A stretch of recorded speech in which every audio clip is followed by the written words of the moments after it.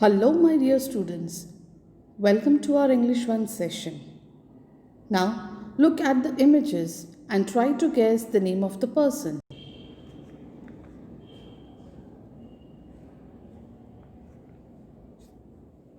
Yes, children, he is none other than the famous poet, playwright, and the world's greatest dramatist. Before we start on with our today's topic, let us know more about Shakespeare.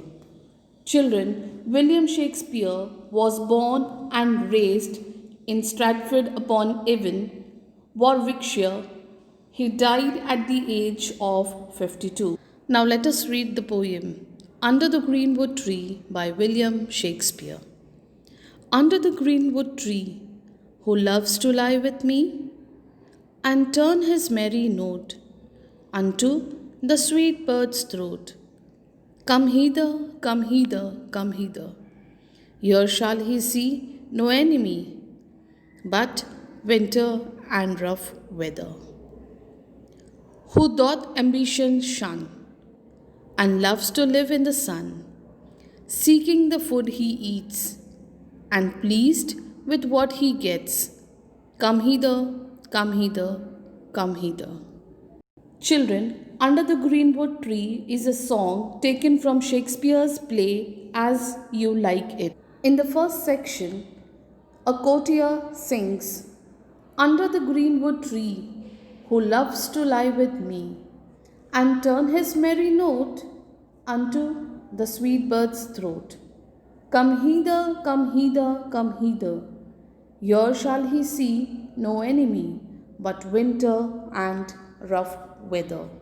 Children, this bit of the song celebrates the happiness of living in nature under the greenwood tree. Listening to cherry song of birds. Children, in this verse, the courtier calls the people who share his sentiments to join him. Come hither. The key word in this part of the song is lie, which is typically Shakespearean punning fashion can be interpreted two ways. It means either lie, as in lie down with me under the greenwood tree, or it means lies, as in join me in this falsehood about how cherry it is under the greenwood tree. In the second part, people do join him in singing, Who doth ambition shun, and loves to live in the sun, seeking the food he eats, and pleased with what he gets. Come hither, come hither, come hither.